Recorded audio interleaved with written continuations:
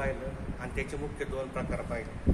ज्यावेळेस आपल्याला पेंटाग्राफ मशीनवर काम करायचं असतं त्यावेळेस काम करीत असताना आपल्याला मशीन पार्टची वेगवेगळ्या पार्टची हालचाल करावी लागते. मग त्यासाठी त्या पार्टचे नावं आणि त्याचे कार्य आपल्याला माहीत असणं आवश्यक आहे. त्यासाठी आपण सुरुवातीला पाहू पार्ट ऑफ पेंटाग्राफ मशीन.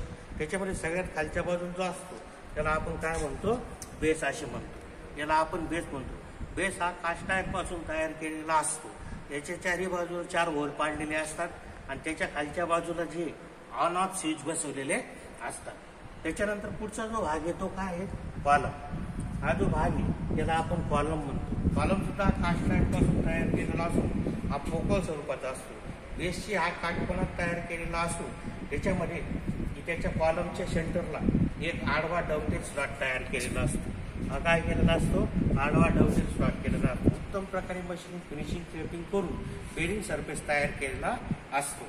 त्याच्यानंतर पुढचा जो भाग आहे कॉलमच्या वरच्या बाजूला स्प्रिंग अटॅचमेंट आणि मशीन हेड त्या ठिकाणी बसवलेला असतो. 4 बाजू लिंकच्या सहाय्याने जोडलेला असतो. त्याच्यानंतर पुढचा जो भाग आहे नी ह्या मशीनवर 2 नी असतात. कॉलमच्या सेंटरला जो आडवा डवटेल भाग तयार केलेला असतो याच्यावर 2 नी बसवलेले असतात. ही एक नी आहे आणि ही एक नी आहे. या नी कॉलमवर आडव्या बाजूने डाव्या किंवा उजव्या बाजूला सरकत असतात. तशा व्हर्टिकल वर खाली सुद्धा सरकत असते आणि मागं पुढे सुद्धा ते सरकत असतात. याच्यामध्ये 2 नी असण्याचं कारण म्हणजे काय, तर या ठिकाणी एक हा रिअर वर्किंग टेबल असतो आणि दुसरा जो तो काय आहे, रिअर टेबल असतो. नी सुद्धा एक कास्ट आयर्नपासून तयार केलेला असून त्याला इंटरनल काय केलेला असतो, डवटेल स्लॉट केलेला असतो आणि वरच्या बाजूला सुद्धा एक डवटेल स्लॉट केलेला असतो. वरच्या डवटेल स्लॉटमध्ये टेबल मागं पुढे होत असतो आणि कॉलमच्या जो डवटेल स्लॉट केलेला असतो त्याच्यावरती डाव्या किंवा उजव्या बाजूला सरकत असतो. त्याच्यामध्ये दोन्ही बाजूला 2 फीड स्क्रू बसवलेले असतात. हा एक या ठिकाणी फीड स्क्रू बसवलेला आहे, इकडच्या बाजूने फीड स्क्रू बसवलेला आहे. इकडचा फीड स्क्रू जो असतो हा जो फीड स्क्रू आहे याच्या सहाय्याने टेबल डाव्या किंवा उजव्या बाजूला होत असतो. याच्या सहाय्याने टेबल वर किंवा अप आणि डाऊन होत असतो आणि याच्या सहाय्याने टेबल जो आहे तो मागे किंवा पुढे होत असतो. म्हणजे 3 मोमेंट वर्किंग टेबलला त्या ठिकाणी देता येत असतात. आणि हा जो आहे हा कोणता टेबल आहे, रिअर टेबल.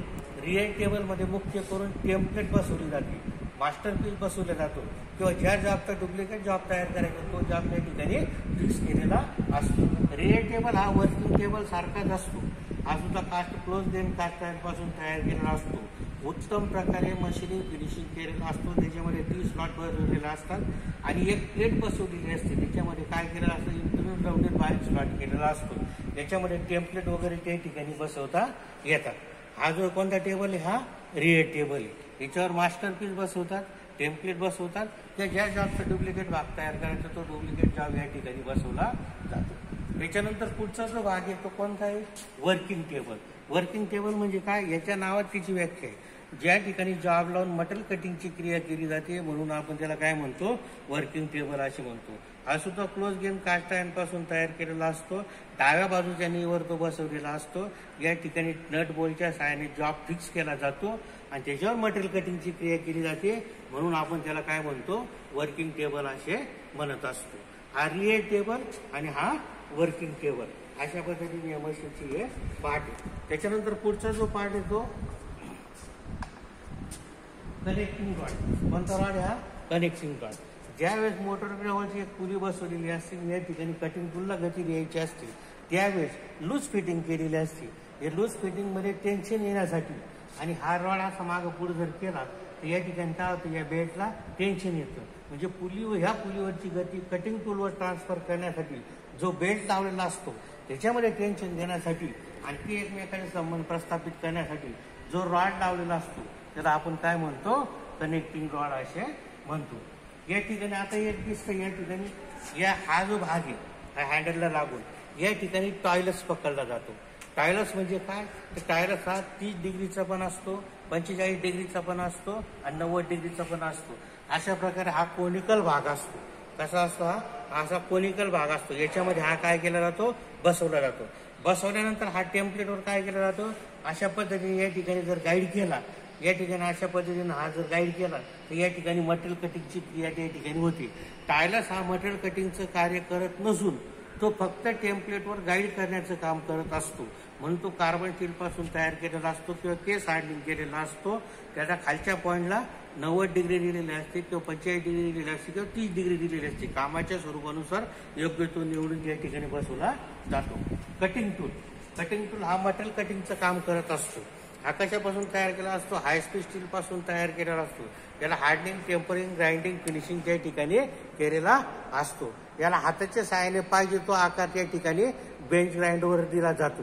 त्याच्या मागच्या बाजूने काय दिलेला असतो? असा कटिंग क्लिअरन्स दिलेला असतो. 3 ते 4 डिग्रीचा कटिंग क्लिअरन्स त्या ठिकाणी दिलेला असतो. आणि असा गोलाकार फिरून या ठिकाणी जसा टायलस या ठिकाणी फिरतो तसं तो या ठिकाणी मटेरियल कटिंगचं कार्य करत असतो.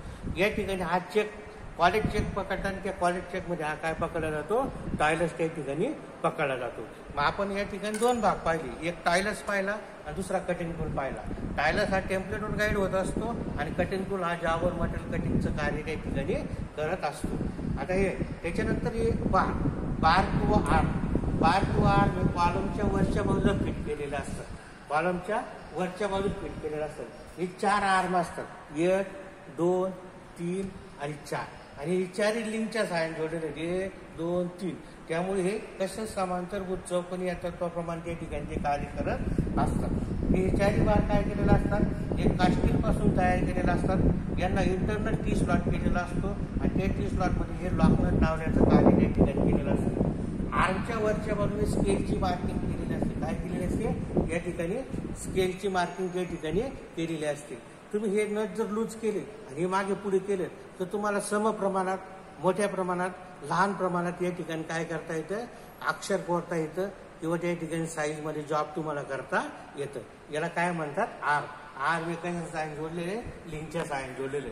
एका आर्मच्या टोकच्या बाजूला टायलस हेड बसवलेलं असतं आणि एका आर्मला सेंटरला काय बसवलेलं असतं? कटिंग टूल हेड त्या ठिकाणी बसवलेलं असतं. अशा पद्धतीने काय पाहिलं आपण? पेंटाग्राफ मशीनचे पार्ट पाहिला तो बेस पाहिला. त्याच्यानंतर पाहिला तो कॉलम पाहिला. त्याच्यानंतर पाहिलं ते नी पाहिलं. त्याच्यानंतर पाहिला तो कोणता पाहिला? रिअर टेबल पाहिला. नंतर पाहिला तो वर्किंग टेबल पाहिला. नंतर पाहिलं ते आर्म पाहिलं. त्याच्यानंतर पाहिलं ते कनेक्टिंग रॉड पाहिली. आणि अजून एक तिसरा जो पार्ट आहे त्याला काय म्हणतो आपण? पुढचा जो पार्ट आहे तो स्प्रिंग अटॅचमेंट. ज्यावेळी तिसरं डायमेन्शन तुम्हाला त्या ठिकाणी तयार करायचं असतं त्यावेळेस हा नट त्या ठिकाणी खोलून घ्यायचा आणि त्याच्यानंतर तिसरं डायमेन्शन तुमचं त्या ठिकाणी चालू होत असतं. अशा पद्धतीनं आपण या ठिकाणी काय पाहिलं? पार्ट ऑफ पेंटाग्राफ मशीन पाहिलं. मागच्या वेळेस आपण पाहिले इंट्रोडक्शन पाहिलं, प्रकार पाहिले. आजच्या प्रकारात पाहिलं ते पार्ट ऑफ पेंटाग्राफ मशीनचं प्रकार मोठं असल्यामुळे आपण तिथे किती भागात पाहिलं? 2 भागात पाहिलं. या ठिकाणी प्रकार